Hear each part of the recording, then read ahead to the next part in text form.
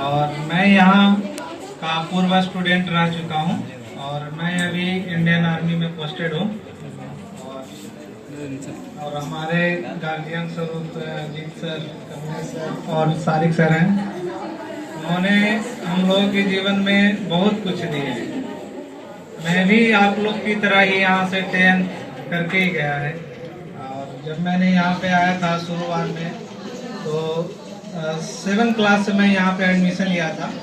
और एडमिशन लेने के बाद मुझे ये पता नहीं था कि पढ़ाई क्या होता है या फिर मैथ, ज्योग्राफी, पॉलिटी या बायो ये सब क्या होता है, मुझे कुछ पता ही नहीं था।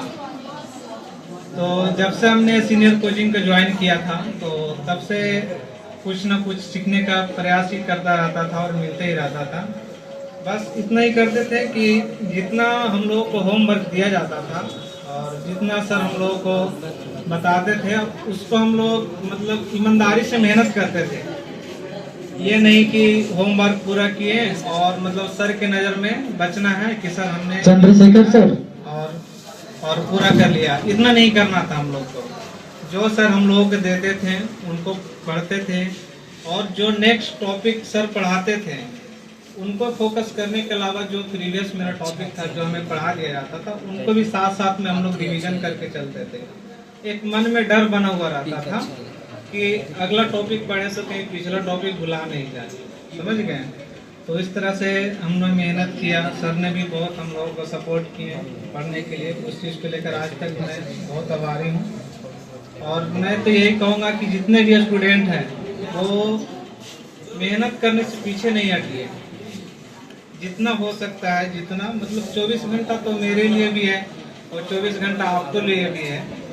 तो आप अगर मेहनत से पीछे हटते तो कहीं ना कहीं आपसे अगला स्टूडेंट वो मेहनत कर रहा है आगे बढ़ने के लिए। और अभी का मतलब समय ऐसा है कि कंपटीशन बहुत हार्ड होते ही जा रहा है।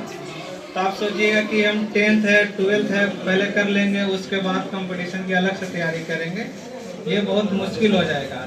जो भी कंपटीशन में क्वेश्चन पूछा जाता है जो भी लेवल आता है वो 10th 12th तक ही पूछा जाता है, 6 टू लेकर 12th तक ही पूछा जाता है। तो इस चीज़ को आप लोग सही से पढ़िए और सही से हमेशा फोकस करते रहिए, सर के गाइडलाइन में पढ़ते रहिए, जो सर होमवर्क देते हैं उसको पूरा करते रहिए और आगे बढ़ते ही रहिए। और भी कोई एनडीए करना है, जीएनएम करना है, एएनएम करना है, ये सभी चीज़ें की नॉलेज अदर कोचिंग में शायद ही दी जाती होगी। हम लोग जब 10th क्लास कर रहे थे तो हम लोगों को 10th क्लास में पढ़ाई के साथ साथ अदर कंपटीशन की भी नॉलेज दिया जाता था। हम लोग अभी तो वो में सर नहीं है और भी कोई टीचर आते थे तो पढ़ाई के साथ साथ हम लोग कंपटीशन की नॉलेज देते थे। जैसे रीजनिंग बनाना हो या फिर मैथ हो तो वो ट्रिकली वाई बताते थे और वो बोलते थे कि 10th की सिर्फ टारगेट नहीं रखना है, 10th एक हमारे पहला सीढ़ी होता है जीवन का आगे बढ़ने के लिए कि आप 10th पास कर गए तो आगे एक नया दरवाजा खुलती है कि हमें 10th के बाद आगे क्या करना है, डॉक्टरी में जाना है या कोई इंजीनियरिंग सेक्टर है या फिर कोई पीसीएस लेवल की तैयारी करना है या यूपीएससी करना है, ठीक है। तो ये चीज़ों के आप लोगों के अदर ही शायद कोचिंग में मिल पाती है नॉलेज। तो सीनियर कोचिंग को जितना हम कर सकते हैं वो बहुत ही कम है। जब मैं 8th क्लास में यहाँ पे पढ़ता था ना तो 100 नंबर की एक टेस्ट हुआ था 8th क्लास में। तो 100 नंबर में मेरे ओनली 25 मार्क्स आया था मैथ में। तो हम बहुत उस टाइम बहुत मतलब सोच में गहरा पड़ गए थे।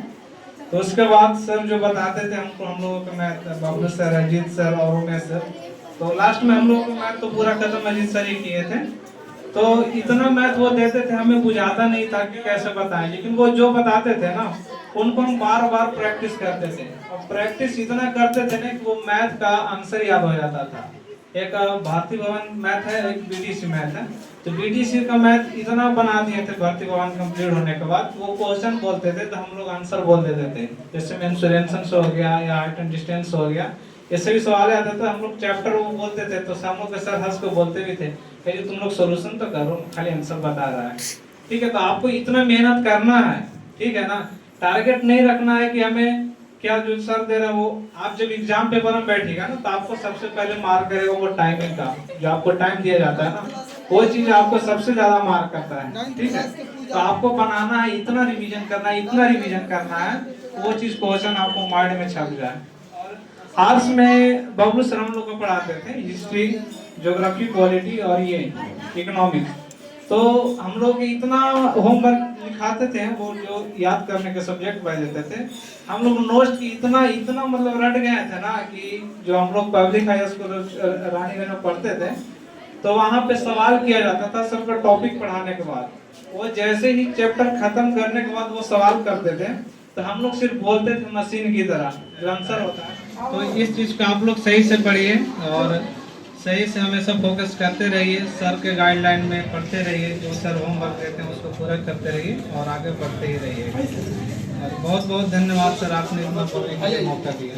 बहुत बहुत धन्यवाद आप लोगों को भी।